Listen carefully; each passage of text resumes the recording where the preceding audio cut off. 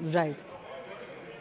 We're also, of course, getting more breaking updates that the Prime Minister has now spoken to one more Gulf country, Kuwait's leadership, after all of these attacks that have been continuing. So he's, remember, spoken to UAE and other countries in the last 2 days. He has now spoken to the Premier in Kuwait as well. This is the big update that we're getting right now. We'll get you details as we get it as well. So he has spoken to the Amir of Qatar, and there have been earlier talks with the other leaders as well. Remember, Prime Minister Narendra Modi has been consistently condemning the retaliatory strikes by Iran on these Gulf countries, particularly targets which are civilian in nature or key infrastructure. And that has not gone down well either with the Gulf countries or with their allies. And India has definitely stood with its Gulf country allies in this hour, condemning the unplanned attacks from Iran, not just against US bases alone, but also attacking civilian infrastructure, those living in residential buildings, hotel buildings, airports, while people were there inside airports, etc. I am also joined by Sanjay K. Verma, former Indian diplomat, joining us. Sir, your first comments on the Prime Minister speaking to so many leadership of the Gulf countries, one more Gulf country that he has spoken to today, clearly setting out an agenda as far as India is concerned.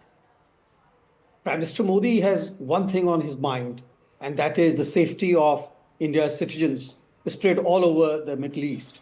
And that is why he is connecting with all the leaders in the Middle East to seek their assurances that Indians will be safeguarded.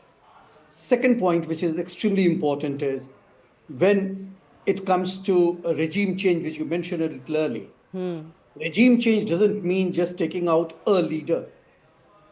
That regime has been there for last 40 years plus.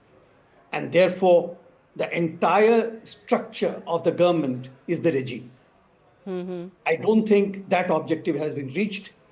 And just knocking out the supreme leader of Iran does not really mean changing the regime. Just hold your thought there. I'm going to come back to you, sir, on your thoughts on the messaging that we've been seeing from America and how other countries would be perceiving it, including their domestic audiences and opposition to Donald Trump in America. I want to go across to my colleague Akansha also, who's joining us. Akansha, give us the latest on the conversation that the Prime Minister has had. Right. So it's very important to highlight that while Prime Minister Modi has spoken to the Amir of Qatar, Sheikh Tamim bin Hamad Al Thani, he's not just condemned the attacks on Qatar, but he's also thanked the Amir for his support and care of the Indian community in Qatar. Now, there's in fact a significant Indian diaspora over there, and Qatar happens to be one of those liberal, moderate Islamic nations, not just apart from being a US ally.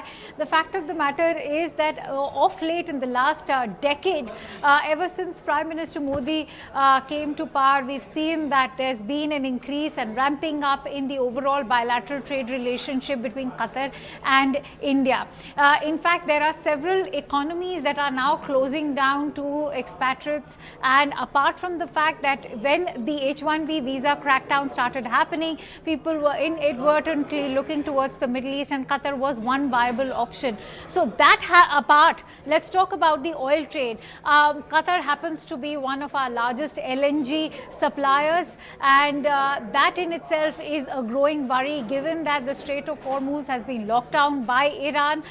So it's important that India stands in solidarity with one of its key bilateral trading partners. India has in fact been very supportive of all of these US allies, given that India's stance on terrorism has been amply clear that any form of terror or any form of violence or violent retaliatory measures will not be supported by India. And Prime Minister Modi has always urged for dialogue and diplomacy to take place, as has been the statement of the ME as well. Shiva. Yes, and as it is not lost on anyone, we've got a large population of Indians working and living in these countries. So in the last 48 hours, the Prime Minister has spoken to leaders of UAE, Israel, Saudi Arabia, Jordan, Bahrain, Oman, Kuwait and Qatar. 8